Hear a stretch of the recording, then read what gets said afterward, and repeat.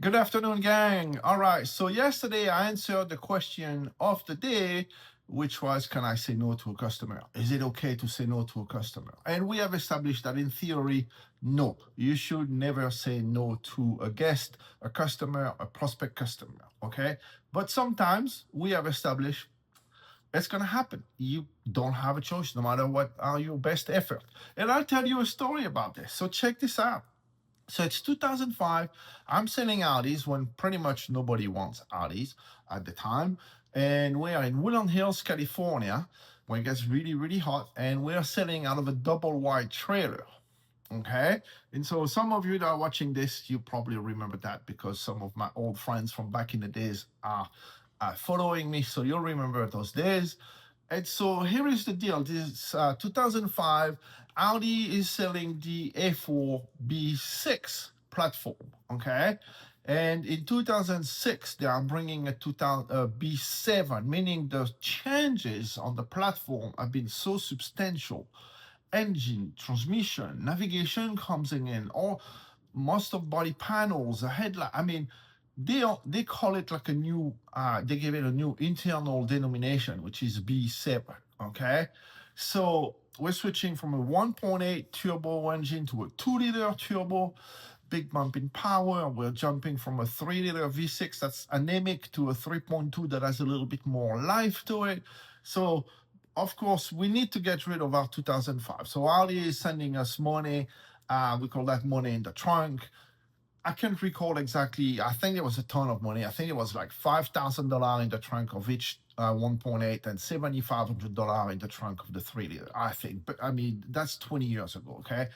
What I remember is this prospect customer showing up, and he wants an A4 3-liter, okay? And I'm like, okay, great. That sounds fantastic. And we go look at a couple. They say, yeah, like this one, that's the one I had in mind. I'm like, great. We go inside. It's like, okay, so the store over there, because in LA, every 7 miles, there's an Audi store. So, of course, he went shopping. That's too easy. They're doing this, and that. I'm like, okay, but do they have the car you want? No, you have it. Oh, okay, great. Well, then that changes a little bit of things, right? But nonetheless, we sit down. I say, hey, you know what? There's a special going on. This is the price, and I hit him at invoice because I know I have $7,500 coming from the factory as soon as I'm putting an RDR on that car. So I don't care. At least I'm trying to like hold something. And the guy goes, no, no, no, no, no, no, no. Over there, they told me there's money from Audi, and so I'm not buying at that price. I'm like, okay, so we go back and forth, and we go from -2, -4, -5 to the point where I'm like, you know what? Screw it. -7,500. That's the deal they're giving you at that stupid other store. That's one unit gone. I don't care. Please take it. Go away. Okay. And the guy looks at me.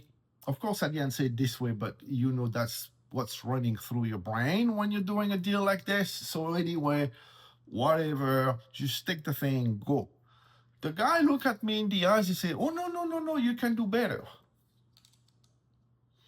He's testing my patience. Okay. And I'm like, okay, no, sir, you don't understand. This is it. No, no, you can do better.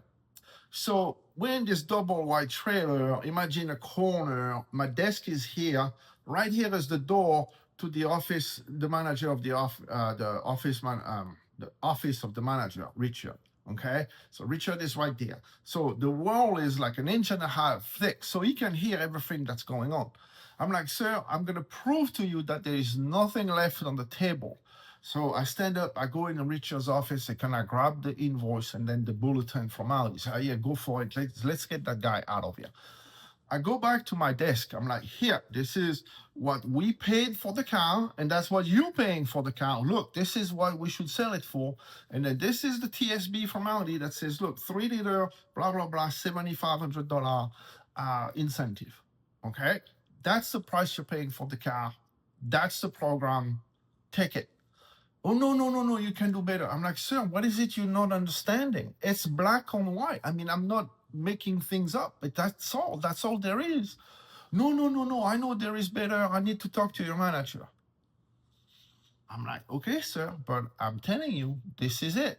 There's nothing. I want to talk to your manager. And of course, Richard hears everything, and Richard comes by the door, looks at the guy asleep. Everything he told you is true.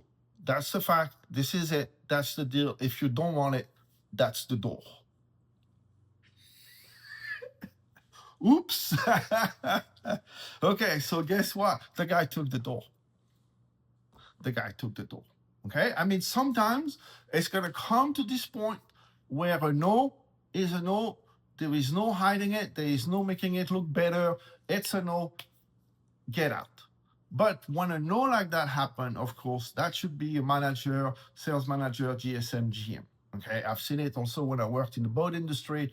That we had that awesome GM at that store in Seabrook, and he literally would kick people out when they were getting unreasonable, too loud, all kind of stuff.